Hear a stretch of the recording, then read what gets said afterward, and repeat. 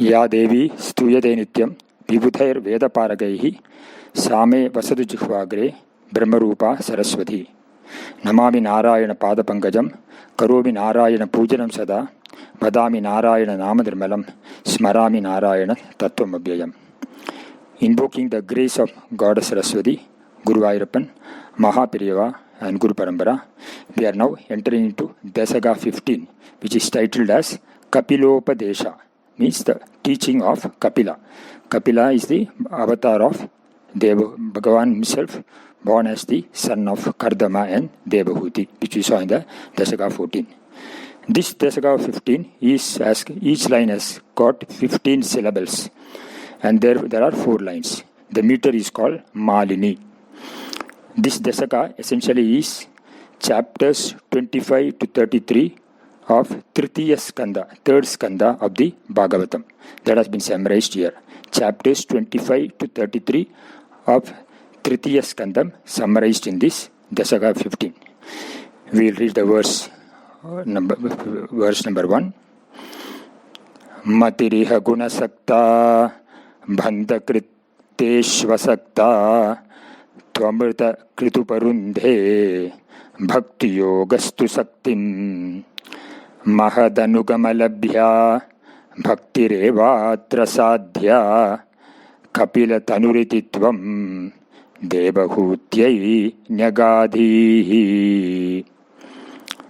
Iha gunasakta matihi teshu asakta tu amritakrit bhakti yogaha tu saktim uparundhe atra mahadanugamalabhya bhaktihi mahata eva sadhya iti kapila tanuhutvam devahutyai nyagadihi. This is the Anvaya. We will go into the meaning, word meaning. Iha, in this world, gunasakta matihi, the mind or intellect, we may call it, or, which is attached to sense objects, made up of 3 gunas. Bandhakrit is the cause of bondage. Teshu asaktatu, if it is not attached to them, that is the sense objects. Amritakrit, it is the cause of liberation. Bhakti yogaha tu, the path of devotion indeed. Saktim uparundhe, prevents attachment. Atra, in this world. Mahadanugama labhya bhaktihi. Vyutpati will be Mahatam anugamyena labhya, means devotion which arises from the holy men or saintly persons. Mahadam. Eva sadhya, should alone be sought. Iti, thus. Kapila tanuhutvam, thou as incarnate as Kapila. Devahutyai Nyagadhi, did instruct Devahuti. This is the literal meaning. So in this world, the intellect which is attached to sense objects is the cause, intellect or mind which is attached to the sense objects is the cause of bondage. And if not so attached, it itself leads to liberation. Devotion to the Lord prevents attachment to sense objects.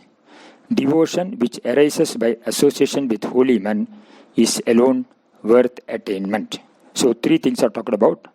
What causes bondage? That is attachment to sense objects, when the mind gets attached.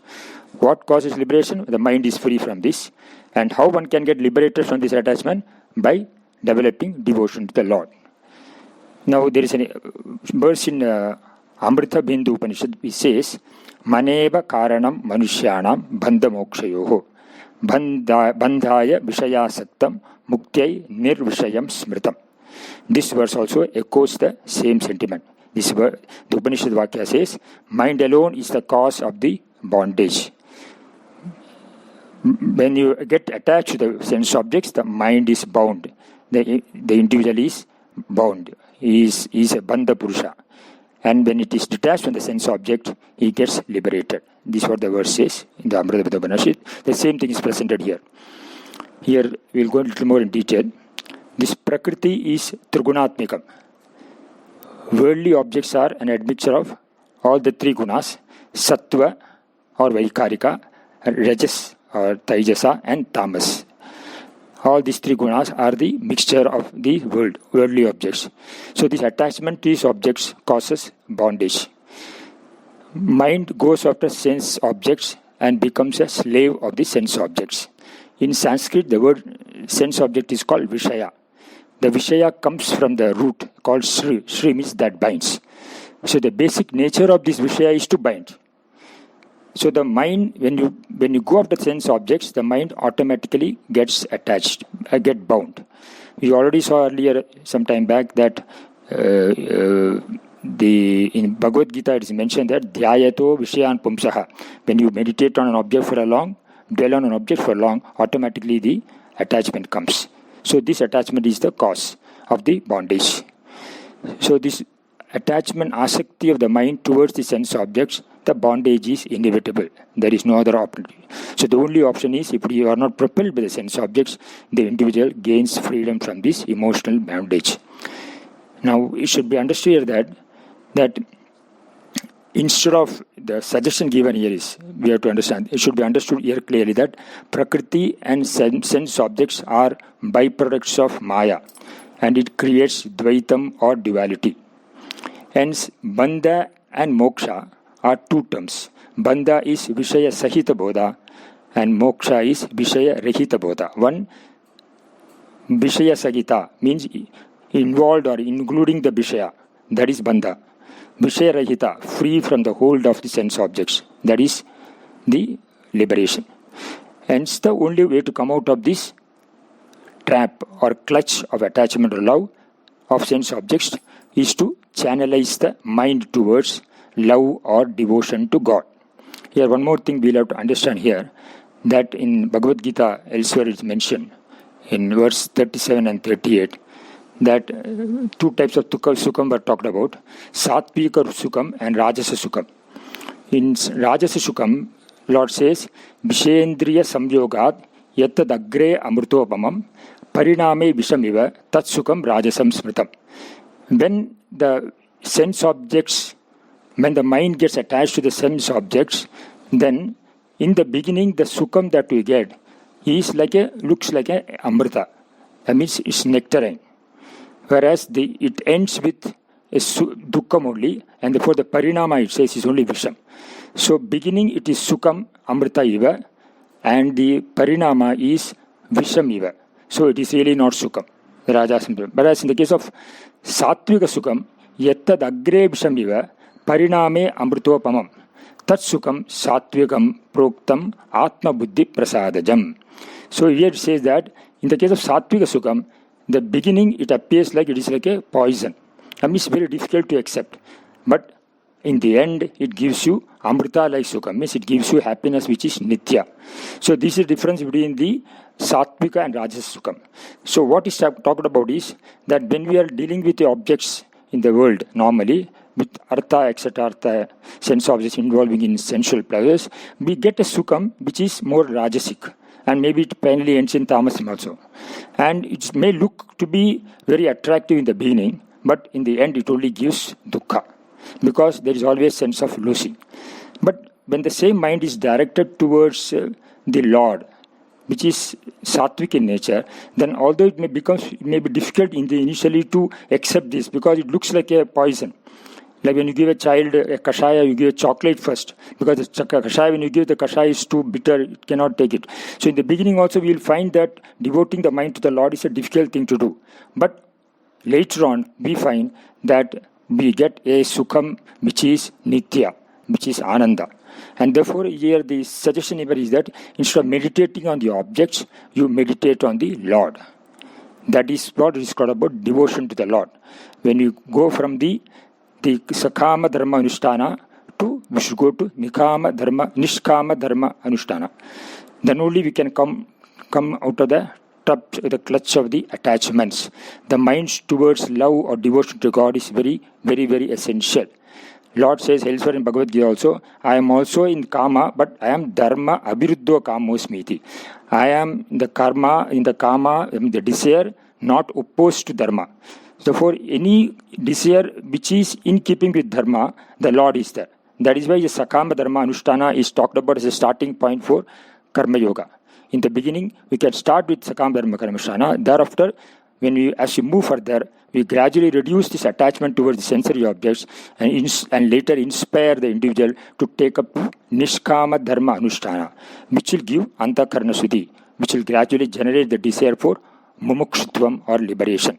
For this purpose, the Marga talked about is how do we develop the devotion to the Lord? We should seek the company of the holy person. Now, the holy persons are the torch bearers. They unite us with the Lord. They give us the road map for liberation. They take us to the higher path or the higher values, because they themselves, the holy persons, are free from the hold of Raga Dvesha, and therefore they will be able to make us free from the hold of Raga Dvesha. And therefore it is said that devotion to the Lord will give you detachment from the sense objects, and the way for devotion to the Lord is to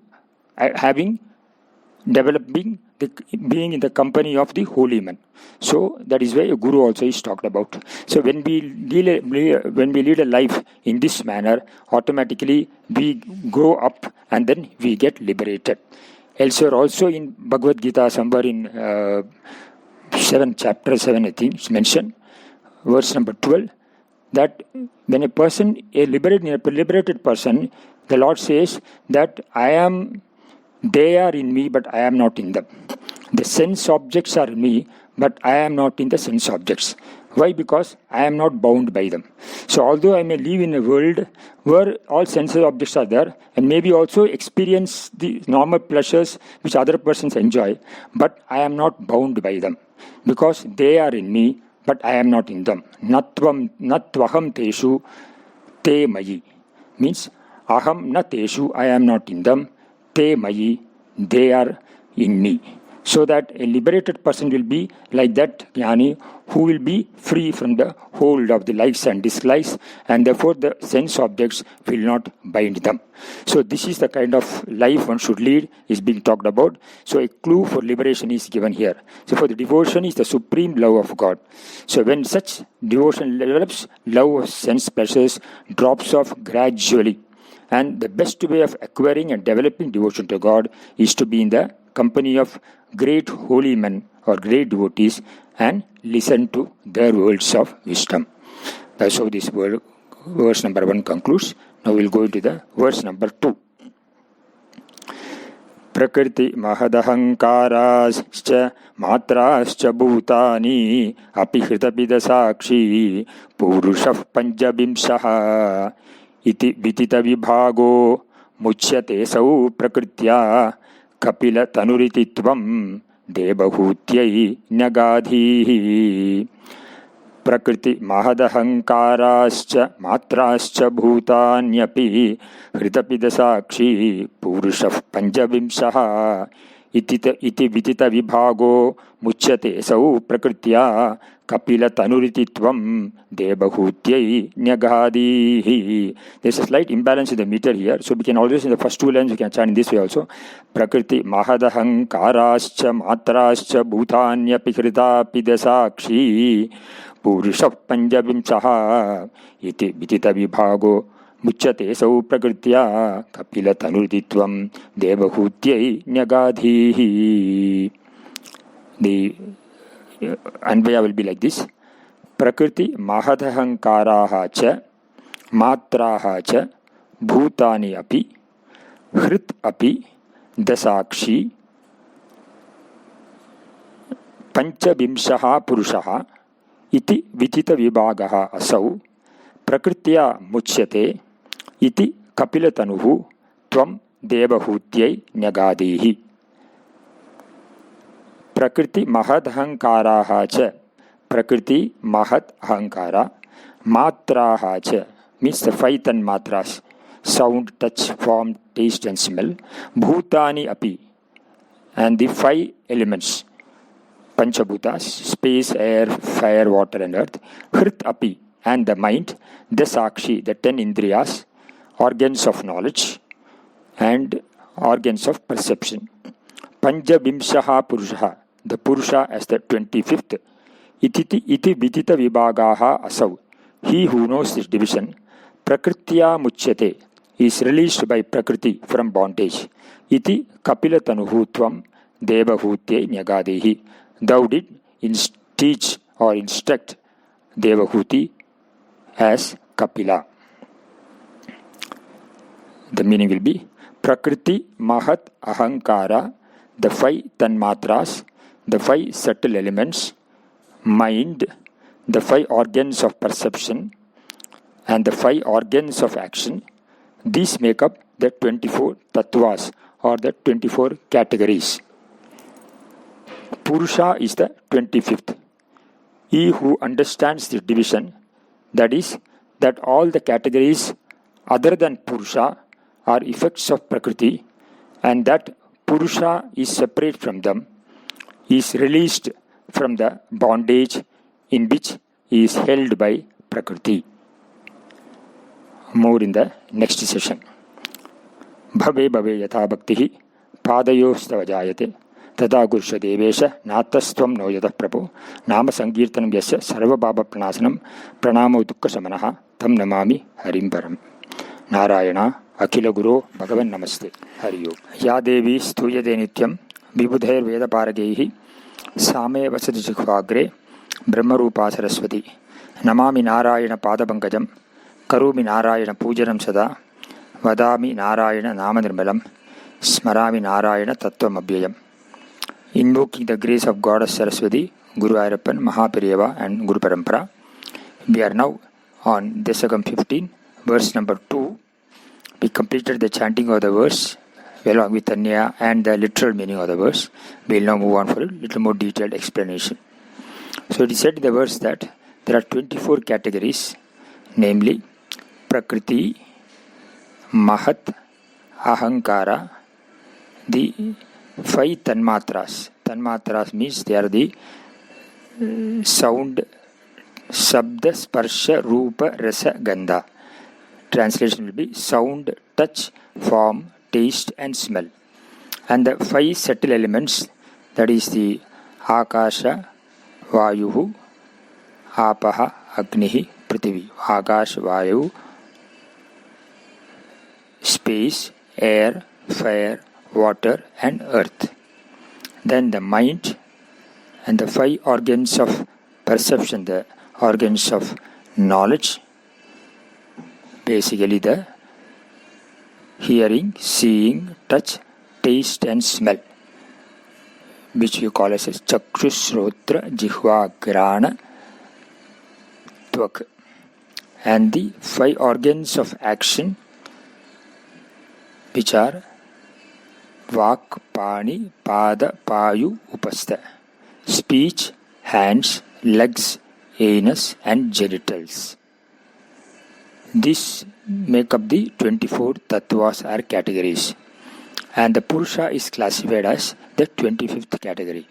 And it is mentioned in this verse that you who understand that this Prakriti comprising 24 categories, these which are the effects of the Prakriti, they are separate from the Purusha. Such a person is released from the bondage. Before going to details of this verse, again, I would like to make a reference about the Sankhya system of philosophy, which is attributed to another Kapila, where these 24 categories and Purusha are talked about. There are basically Shat Darshana schools called Nyaya, Vaiseshika, Sankhya, Yoga and Purva Mimamsa and Uttara Mimamsa. In this category, the Sankhya comes as one of the schools of thought, where the Kapila, another Kapila, who has mentioned that these are the 24 plus 125. The Shankaracharya, going into the philosophy there, he said, in the Sankhya philosophy, it is mentioned that there are many consciousness, and there is a parallel entity called the universe. It is mentioned there that the Purusha is separate from the Prakriti and does not interfere with the Prakriti as such. It only lends its existence. And there is no clear explanation about how the creation takes place. Shankaracharya mentioned that unless we bring Ishvara as the uniting force, there cannot be creation. Because Ishvara, from the point of view of Brahman, becomes a Vivarta Upadana Karanam. one which is without changing makes changes, and from Maya, Prakriti becomes the Parinami Upadana Karanam. So Ishvara as a material cause has to be brought in for the purpose of creation. Mere Brahman, Parabrahman cannot create the universe. It can only lend its existence.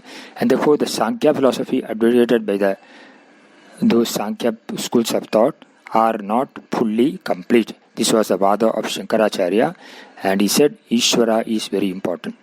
Keeping that in mind, here also we can say that Bhattatripad has not brought in that Sankhya philosophy here. He has brought in the concept of God here. You would have seen in the previous verse that devotion to the God releases us from the bondage.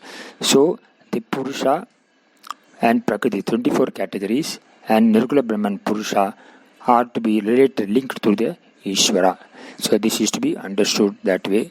Then there will be more clarity here. Then in Bhagavan, the Skanda, there is a reference about how the Mahat was created. There is a slogan here. You should see here, another important thing to be clarified is, it is that Prakriti, Mahat, Ahankara. But all are classified as separate item. But actually, from Prakriti has come from Maya, and from Prakriti has come Mahat, and from Mahat has got Ahankara. These Ahankaras get classified based on the Rajas, Sattva and Tamas, and they get classified as the 5 subtle elements, mind, the 5 organs of perception. The 5 organs of perception constitute the Jnana aspect, the Sattvic aspect. Organs of action constitute the Rajasic aspect. The mind constitutes again the Sattvic aspect. The 5 subtle elements constitute the Tamasic aspect. So these categories are classified guna-wise. And therefore effectively they are not even 24. It will be actually only from Prakriti comes Mahat, from Mahat becomes Ahankara, Ahankara becomes a subdivision, and therefore actually effectively there are only 21 categories. But for the space of Sankhya, they are talked about as 24. This also needs to be understood. And these 24 categories are coming under the Maya categories. So the 24 cannot be added with the Purusha 25, and we cannot say it is 25 technically, because the Nirguna Brahman becomes the Satya aspect, which lends existence to the Maya. Therefore Maya is Brahmashraya. So these 24 categories are separate. They are called Bhinna Tattva. The higher reality is Purusha and the lower reality is the Prakriti. It should be understood that way. Explaining about the how the Mahat was created, there is a verse in Bhagavata. The verse says, Daivat Kshupita Dharminyam Sarvasyam Yono Parahumane Adatta Viryam Sasuta Mahat Tattvam Hiranmayam. It is mentioned in this thing. Where it is mentioned here that the Prakriti, which means the Prakriti, which means represents the Mula Prakriti, and all others are the byproducts of Mula Prakriti. And it's mentioned about the Mahat that by Sankalpa of the God, Daivat Shupita, by Sankalpa of the God, when the 3 gunas of Prakriti were shaken, Purusha lending his Chaitanyam to Prakriti, lends its Chaitanyam to the Prakriti, and as a result the Prakriti becomes more brilliant and shining, like gold. Hiranmayam is used, and which is called Mahat. So keeping in this mind, we can look at the Srishti in a different perspective. So Chittam is Mahat Tattvam. Chit is also called Vasudeva. So from Adhyatma or Advaita angle, Chittam can be seen as the Bodha, pure consciousness. From Adi Bhaudika Drishti, worldly perspective, the Tejas of Bhagavan can be seen as the Mahat Tattvam. And as Upasana Murti, this Mahat Tattvam also can be seen as Vasudeva. So Ahamkara comes from Bhagavan's Shakti, which is a modification of Mahat Tattvam.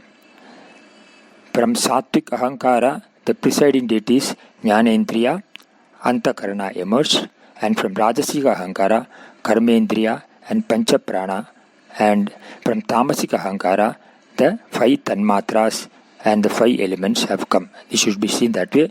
This was also discussed in detail in the Dasaka 5 when we talked about, so I would not like to repeat that. One who understands the Purusha as separate and detached from the Maya aspect of 24 tattvas, ahankara gets dissolved. The ahankara gets dissolved. When one who understands the Purusha as separate from the Maya, the 24th aspect, that's what is mentioned here, then the ahankara gets dissolved, and when the ahankara gets dissolved, again by the Ishvara's grace, because Ishvara is the cause of the creation. So that's why the devotion to Ishvara was talked about in the previous verse. And one gets liberated. When the ahankara gets dissolved, one gets liberated. There is somewhere a mention about when the veil of ignorance is dissolved, the self is seen in the eye of the self itself, or in the vision of the self itself. Reference is made.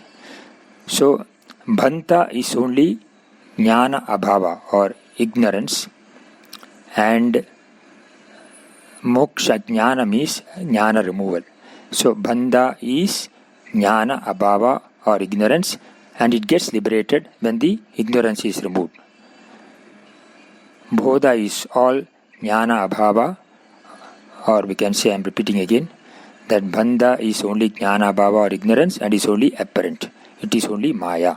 So the bhanda we see is only maya, it is not apparent. What is there is only knowledge. So when we look at the ocean, for example, the waters that appears blue in color, but this is only a perception of the mind, which when we hold it in hand, we notice that the water is colorless. Hence the blue color cannot be attributed to water. How did this come about? It is only due to maya. Hence the bondage is also not real. It is only apparent, because Atma is always Nikta Mukta. Vedanta says, in the effects of Prakriti are only apparent manifestation. What is there is only one Brahman, the one without a second, and all others are Mithya or apparent perception. So sustained by this Brahman itself, as though it blossoms into Prakriti Bodha and Purusha Bodha, and its byproducts gets classified under the 24 categories. Therefore the Lord says in this verse, saying that one who understands that the 25th Tattvam, so-called Purusha, as distinct from the other 24 elements, gets released from the hold of Maya and gains liberation. And that's how we should see. So this verse should be read with previous verse number 2, previous verse number 1, and also we can see, link it with the verses given in the Dasakam 5, where it said that Lord is the one who gives lives to the 24 categories. With this we will move into verse number 3. Prakriti gata gunair dhainyarjade purushoyam yadi tu sajadi tasyam tadgunastam bhajeran madhanu bhajana tattval lochanai sapyapeyat kapila tanurititvam devahutyai nyagadhihi. Prakriti gata gunaughair najyade purushoyam yaditu sajadi tasyam tadgunastam bhajeran madanu bhajana tattva lochanai sapyapeyad kapila tanuriditvam devahutyai nyagadhihi. Ayam purushaha prakriti gata gunaugaihi na ajyate yaditu tasyam sajadi tadgunaha tam bhajeran mad anubhajana tattvalochanehi sa api apeyat iti kapilatanuhu tvam devahutyai nyagadehi. Ayam purushaha, this purusha, prakriti gada gunaugaihi, by the host of attributes of prakriti, such as hunger, thirst, sorrow, delusion, old age, death, etc. This all we can infer from that. Na ajyade, is not tainted. Yaditu, but if tasyam sajadi, he becomes attached to Prakriti, tad gunaha tam bhajeran, the attributes of Prakriti as mentioned above attach themselves to him. Madanu bhajana tattva lochanehi, by constant worship of me and enquiry into my real nature. Tattva alochana is inquiry into real nature. Mad anubhajana means constant. Anu means constant worship of me. Sa api, that Prakriti also, apeyad, will leave her hold. Iti kapila tanuhu tvam devahutyai nyagadi. Thou did advise Devahuti or instruct Devahuti, or thou did teach Devahuti. This Kapila Tanurditvam Devahuti Negadi comes in almost all the verses in this Dasaka, because it's an Upadesha given by the Lord Kapila to Devahuti. The meaning of this verse now literal. The Purusha is free from the attributes of Prakriti, such as hunger, thirst, sorrow, delusion, old age, death, etc. But if the Purusha identifies himself with Prakriti, then those attributes attach themselves to him.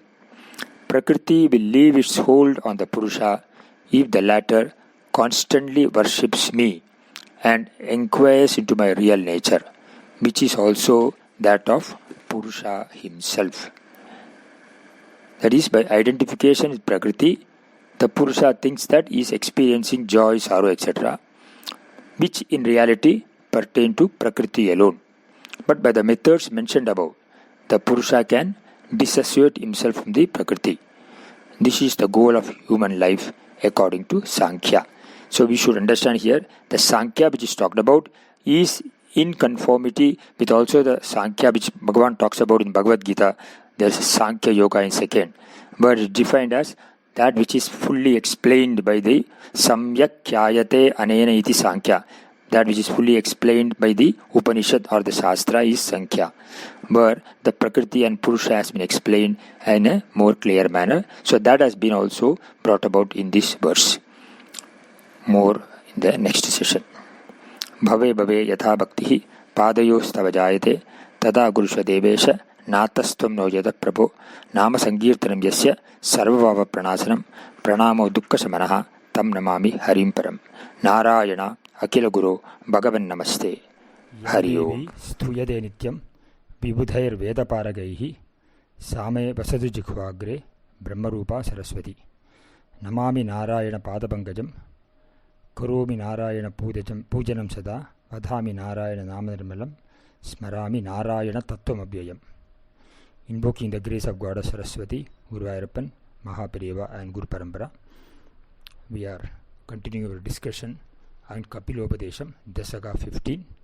The last session we completed the verse number 2, chanting of the verse number 3, and also the meaning of this verse, literal meaning of the verse.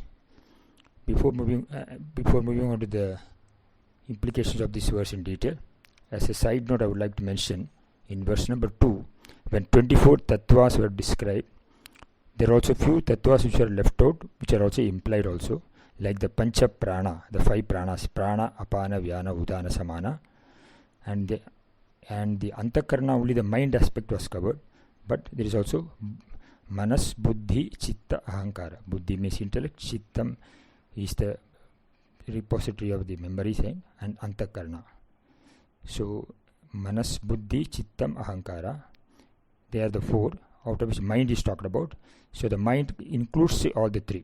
So, if you were to consider 4 antarkarnas and the 5 pranas, then it will be another 24 plus 5 plus another 3 will come. So, 24 plus 5, 9, 29 plus 32 it will be the thing.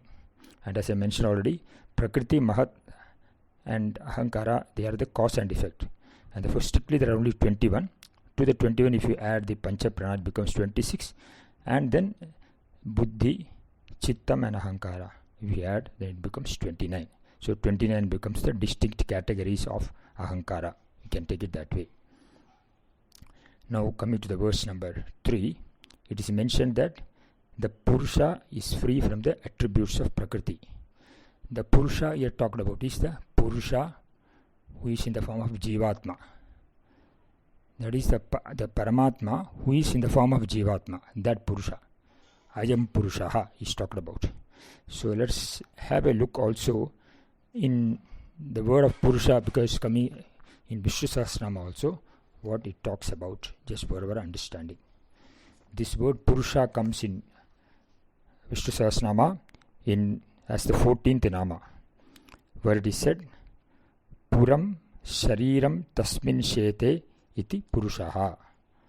Means the physical body, the Pura, who reclines in the body, is called Purusha. In the Mahabharata, Bhishma tells Yudhishthira, this physical body is a seat with 9 gates. Even Bhagavad Gita talk about Navadware Pure Dehi, the same things. It is endowed with the pranas, the indriyas, antakarana, all put together as the assemblage of because of the previous punya.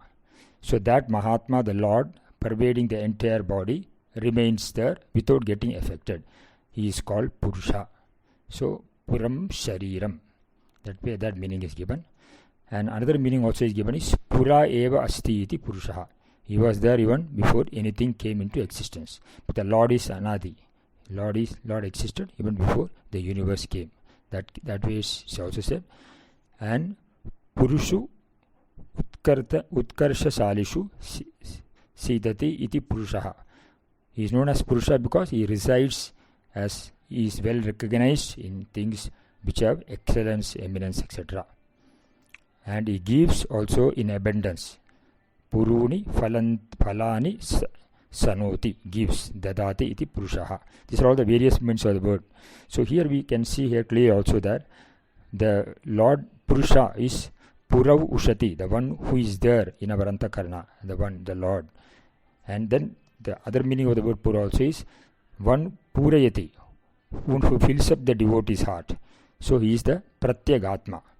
That means the Nirguna Brahman, who resides in the Hridaya Pura, who is indeed the Paramatma. So the Parabrahman. So the Purusha implies both the Parabrahman, Purayati, and Purav Ushati, also the Ishvara, who is the Apara Brahman. So both are connoted by the word Purusha. And in the Vishnu Sahasranama, 406th Nama, it is also called the Purusha as the one who destroys the Papa. Sarvasmat Pura Sadanat Sarva Papasya Sadanat. That means the Ishvara is the one who is there before everything and he is able to destroy all the Papas. Therefore he is Purusha. So as he is the Pratyagatma, the innermost self in all, he resides in the Puri, the city of this body, and then Purusha. At the same time, he is also the Purna, that is limitless. All these meanings are implied here. So in this context, when we talk about the Purusha, this Jiva also, he is the Paramatma Tattva only, should be seen here. And therefore in this verse it is said that this Purusha is the Jiva, is actually the free from the attributes of Prakriti, etc., Angar, etc.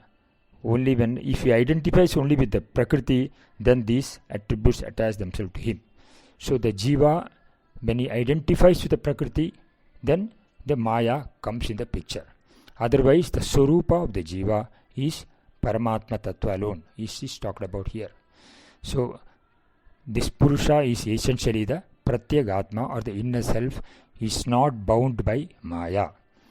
But if he shows Asakti towards Maya, then Maya gunas bind him, the 3 gunas bind him. Then how can we come out of it? Again it's mentioned again, only through devotion to the Lord and contemplating on his real nature. Purusha can be free from the hold of Maya. So this understanding can arise only through study of scriptures. Shravana, study of the scripture, Manana, reflecting on it, that means removing all the doubts about it, and Nitidhyasana, indwelling on the absolute reality. So this threefold process of gaining knowledge of one's real nature alone can help one individual to come out of the hold of the Maya. The individual will get a clear perception that no aspect of Maya can touch him or bind him. Even the Abhimana towards the body, the Samanya Abhimana is there because the body is a biological thing made up because of Prarabdha Karma, that may exist. But the Vishesha, the special Abhimana, cause of ignorance that I am the body, that will disappear once this knowledge is gained.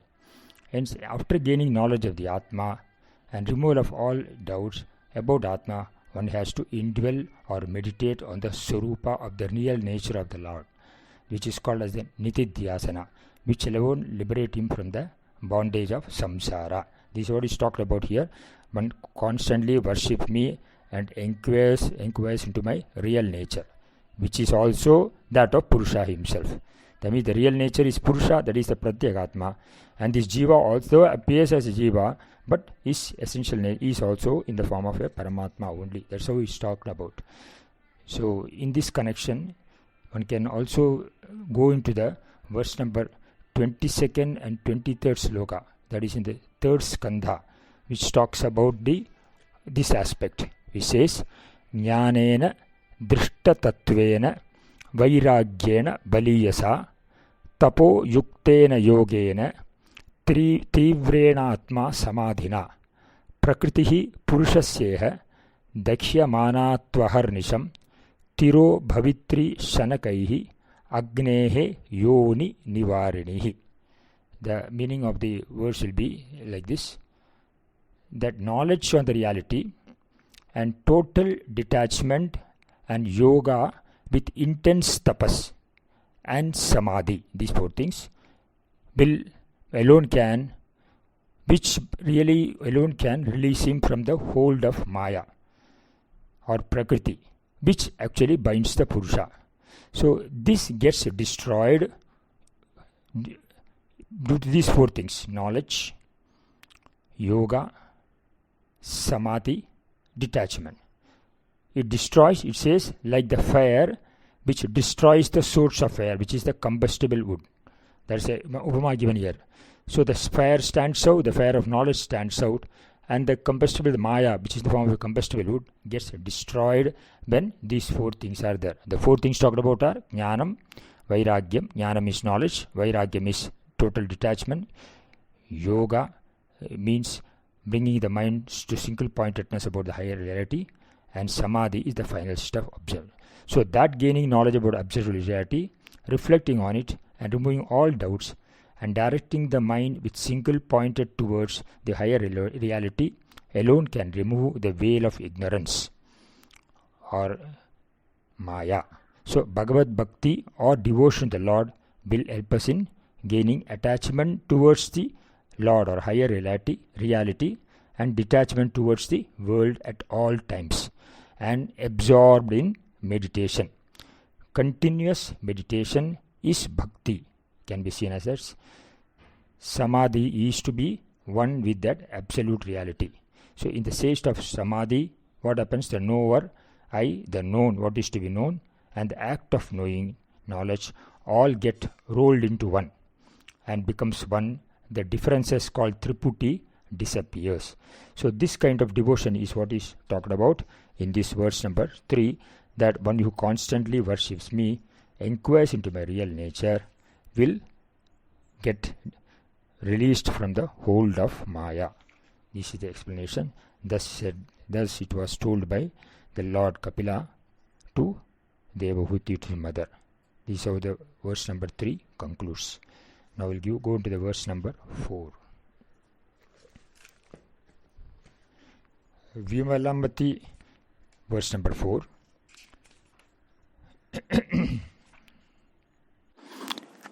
Vimalamati rupataihi asanadhyayirmadangam garuda samadhirudam divya bhushayudankam ruchi tulitatamalam शीलये तानुवेलं कपिलतनुरितित्वं देवहूत्यै न्यगादीः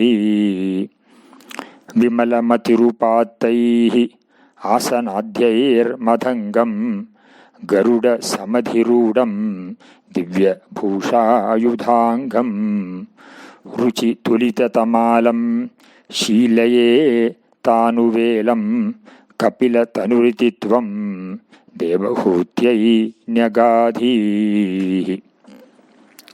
अन्वय उपात्तैः आसनाद्यैः विमलमतिः दिव्यभूषायुधाङ्गं गरुडसमधिरूढं रुचितुलिततमालं मदङ्गम् अनुवेलं शीलयेत इति कपिलतनुः त्वं देवहूत्यै न्यगादीः. This Anvaya, meaning of the words Upattehi asanadyehi. By the practice of asanadyehi means adi it is saying. So yama, niyama, asana, pranayama and pratyahara. Then Vimalamatihi, one who has purified his mind, Divya Bhushayudhankam, adorned with divine ornaments and divine weapons, Garuda Samadhirudam, seated on Garuda, Ruchi Tulita Tamalam. The Vitpati will be Ruchya Kantya Tulitaha Sadrishi Kritaha Tamalaha Yenatam. That means resembling a tamala tree in luster and blueness. Tamala is the tree. Ruchi Tulita. Comparison is made to tamala tree, resembling in tamala tree in luster and blueness. Madangam, my form. Anuvelam, Shilayeta. One should constantly meditate on. Iti Kapilatanuhu, Tvam Devahute Nyagadihi. As said before by the Kapilatanu, thou did instruct Devahuti as Kapila. So the meaning of the word should be one who has become pure in mind by the practice of Yama, Niyama, Asana, Pranayama and Pratyahara should constantly meditate on my form adorned with divine ornaments and holding divine weapons, as seated on Garuda and blue and lustrous like a tamala tree. So the description of the Lord is given here on the one hand, and then the person who is the devotee who is meditating on the Lord should have gone through all the limbs of the Patanjali's yoga. The Yama yoga, the limbs are the Yama, Niyama, Asana, Pranayama and Pratyahara. 1, 2, 3, 4, 5. 4 limbs, 5 limbs are talked about before gaining that Dharana, Dhyana and Samadhi. All these limbs of Patanjali yoga, I think, were referred to earlier also, which have been explained in Dasaka 4. So that aspect is also talked about. Such a devotee, such a yogi, is called a yogi, should constantly meditate on my form. It's a continuation of the earlier previous verse. And the nature of the Lord's forms is mentioned here as Lord who is having divine ornaments and holding divine weapons and seated on Garuda, who is blue and lustrous like a tamala tree. More on this we'll discuss in the next session. Bhave bhave yatha bhaktihi पादयोस्तवजाये तथा गुरुष्वदेवेश नातस्त्वं no यत प्रभु नाम संकीर्तनं यस्य सर्वपापनाशनं प्रणामो दुःखशमनः तं नमामि हरिं परं नारायण अखिल गुरु भगवन् नमस्ते हरि ओम्। या देवी स्तूयते नित्यं विबुधैर्वेदपारगैः सा मे वसतु जिह्वाग्रे ब्रह्मरूपा सरस्वती। नमामि नारायण पादपङ्कजं करोमि नारायण पूजनं सदा वदामि नारायण नामनिर्मलं स्मरामि Narayan तत्त्वमव्ययम्. Invoking the grace of Goddess Saraswati, Guru Ayappan, Mahapariva and Guru Parampara. We are now on Dasaka 15, completed the verse number 4 in terms of chanting the verse and its literal meaning. We'll go on to the little more into the detailed understanding of this canto 4. Just for refreshing, I'll just once more read out the verse. Vimalamatirupatai asanadhyermadhangam garuda samadhirudam divyabhushayudhankam ruchi tulitamalam shilayetanuvelam kapilatanuriditvam devahutyai nyagadi. Here the Lord instructs the Devahuti how to meditate on the form. First he's talked about the Vimalamatihi. One must have a pure mind before contemplating on the form of the Lord. Here the Ashtanga, all the limbs of Patanjali's yoga are referred to here. In fact, this also were earlier covered in Dashaka 4. Just for refreshing, one would like to also talk about this in this sloka. First, Vimala Matihi, one should gain the pure mind, one who has become pure in mind by the practice of Yama, Niyama. These are the two basic principles which are involved in the purity of the mind. They are also called as the Samanya Dharma also. In fact, I already taken over here. I'm just refreshing it here. Yama represents the don'ts, Niyama represents the do's. Yama means Satyam, Asatya Varjanam, number 1, that is not speaking untruth. Asteyam, not possessing any illegitimate wealth of others. Not possessing the wealth of others, not having any illegitimate wealth. Brahmacharyam, avoidance of any illegitimate sexual relationship. Aparigraha means avoidance of even too much of legitimate wealth. So Satyam, Asteyam, Aparigraham, Brahmacharyam. And these are some of the things talked about. Also the Ahimsa is the another one. Mental, not avoiding harm to others in terms of thought, word and deed. These are the yamas, and the niyamas are basically the shaucham, that is both the physical and mental purity. Santosham means the state of contentment. Santushtaha. I remember in this connection the famous statement of Socrates, the philosopher, who said contentment is natural wealth, luxury is artificial poverty. Tapas means willful self-denial to avoid slavery to our organs of perception and organs of action. We should be master of our organs. So to tapas you agree that. Swadhyaya means studying the scriptures, especially doing Parayanam, etc. And Ishvara Pranidhanam, worship of the Lord. So through this Samanya Dharma, or this is Yama Niyama, which is practiced, one attains what is called the purity of the mind.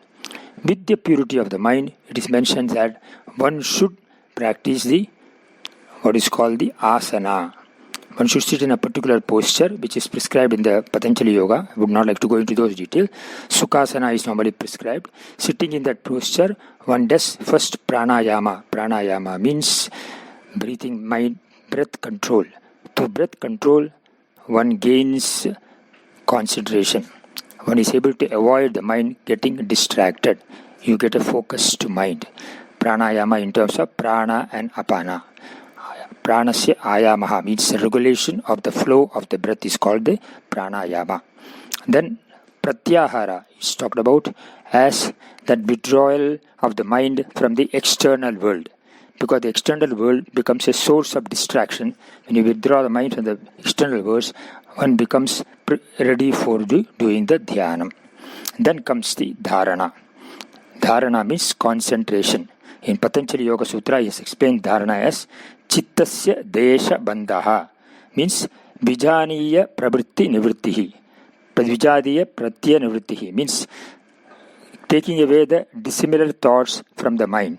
So, when you are sitting in a posture, sitting in a particular time, not think of thoughts which are not conducive for one's meditation. So, Chittasya Desha Bandhaha is talked about. Therefore, that is called dharana. Then comes the dhyanam. Dhyanam is called the meditation. Meditation is broadly of two types. One is called Saguna Brahma Dhyanam. Manasa Vyaparaihi Saguna Brahma Dhyanam is called, that is called as Upasana. And the Nirguna Brahma Dhyanam, which is called Nitidhyasanam. Here in this sloka, the Saguna Brahma Dhyanam or Upasana is being talked about because you are meditating on the Lord. The definition of Dhyanam in Patanjali Sutra is Tatra Pratyaya Ekadhanatha, means bringing about the Sajadiya Vritti Bhavaha, sitting in Dharanam after getting the concentration, directing the mind towards one single thought or one object of meditation. That's called Tatra Pratyaya Ekadhanatha. And then comes the final stage, what is called Samadhi. Samadhi, as per Patanjali, is described as Tadeva Nirbhasa Matram Surupa Shunyamivaha. The Samadhi is one we normally call it as absorption. In absorption, what happens is there are two types of Samadhi to talk about. One is called the Savikalpa Samadhi. Another is called Nirvikalpa Samadhi. In Sabikalpa Samadhi, there is a division between the meditator, the act of meditation. So the slight effort is required. So it is called Samprajnada, it's otherwise called. In Nirvikalpa Samadhi, even that effort is not required, one gains total absorption, whereby the one who meditator gains total attunement with the object of meditation, and one becomes one with that object of meditation, and therefore the act of meditation also gets attuned with the meditator. So the dhyata, which is the meditator, the dhyanam, the object of dhyayam, the object of meditation, and dhyanam, the act of meditation, all gets rolled into one. And there is what is called no triputi in this state. And this state of meditation gives total state of ananta, which gives to the person. So the Lord has talked about in this verse, this kind of a meditation one should have, whereby one can gain the ultimate purushartha, the moksha or the goal, where one is attuned or has got union with the God. This is what is talked about in this verse, and it says that only when the mind gets control, then one is able to get absorption in the Bhagavat Swarupa. When one gets absorption in the Bhagavat Swarupa, the duality also goes away. And what remains is only the Kevala Chaitanyam in the form of Paramatma Swarupa. That's what the Lord says here, that you meditate on this particular form, which is being prescribed here in a thing. The prompt prescribed is that meditate on my form as I am holding the divine ornaments and divine weapons, seated on a Garuda Vahana, and blue and lustrous like a Tamala tree. Tamala tree is considered to be a very sacred tree for this purpose of contemplating on the form, which is very lustrous, it has got the brilliance, and that is being talked about here. Here we could see also here few other things, that Garuda is the Vayu Samchari, therefore is the Vayu aspect of the Panchabhuta. Shankha as the Pranabadhvani, and therefore is the sound aspect, Akasha. Chakra represents the Tejas, then Leela Patna becomes the Apa, the water Tattvam. Gada is the Prithvi Tattvam. So we see in the way all the Pancha Bhutas are also represented in this particular form as prescribed by the Lord. So Bhagavan's forms contains all the Pancha Bhuta. Hence the Prapancha is not separate from Bhagavan. That is what is implied here. The Tamala tree, which represents the Lord's divine form, represents the Prabha or the luster of the form. In this manner, Paramatma and Prapancha are not two but one. That is implied. That is in the form of Lord Vishnu. That form is being talked about here. So the meditator, one should remember the Lord at all times in this manner. The Lord says to Devahuti, there you meditate, contemplate me on this form at all times in this manner. When you contemplate me on this form, I and the Jagat are only Paramatma Swarupa. That vision comes to you, and there is only one, that is in Samadhi, that which you gain. And such a devotee who has experienced that Samadhi, who is in that state of Samadhi, who gains the total absorption, who gains the total oneness with the Lord, gains Purnatvam, means completeness, and Anandam, means absolute happiness.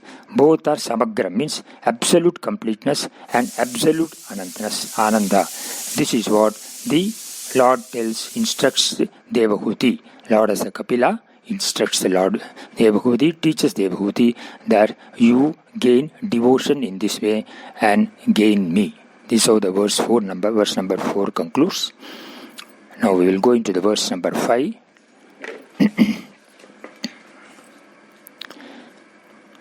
Mama gunagana leela karnanaihi kirtanadhyaihi Mayi sura saridodhya dho saridogha prakya chittaanuvrittihi bhavati parama bhaktihi sahi mrityor vijetri kapila tanurititvam devahootyai nyagadhi. Mama guna gana leela karnanaihi kirtanadhyaihi Mayi sura saridogha prakya chittanu vrittihi. Sura sarid means Ganga, Oga, flow, prakya like. परमभक्तिः भवति सा हि मृत्योः विजेत्री. The meaning, mama guna gana leela karnanaihi means gunanam ganaha leela tesham akarnanaihi. That is the prapatti given here. By listening to my innumerable excellences and my sportive activities. Karnanaihi means by listening. Guna leela, innumerable leelas. And mama guna gana leela. Guna is the innumerable, gana is the excellences and my sportive activities. Kirtanadhyaihi, and by chanting my name, Mayi Sura Saridogha Prakya Chittanu Vrittihi. Sura Sarit Ganga, Ogaha flow, Prakya like means in which the mind flows in a continuous or uninterrupted stream like the Ganga. Parama Bhaktihi, that supreme devotion, Bhavati, is born.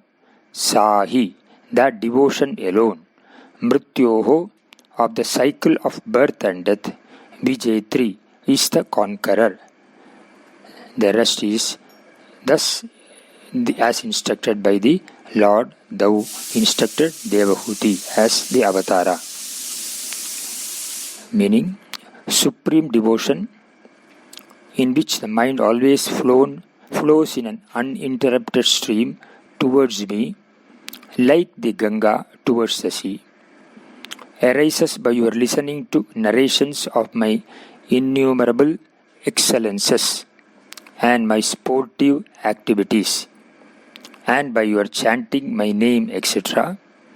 That devotion alone can conquer the cycle of birth and death. Thou as Kapilavatara, Lord, instruct Devahuti. That's how the verse concludes here. It is here pointed out here that the path of devotion is easier than that of the yoga mentioned in the previous stanza. Because the previous stanza talk about the yoga aspect. Here it talks about how through pure devotion also one can gain the anugraha or the blessing of the Lord is being talked about here, which we will now look into the next session. Bhave bhave yatha bhaktihi patayostava jayade tata kurusha devesha natastvam no yata prabhu nama sankirtanam yasya sarva bhava pranasanam pranamo dukkha samanaha tam namami harim param. Narayana Akila Guru Bhagavan Namaste. Hari Om.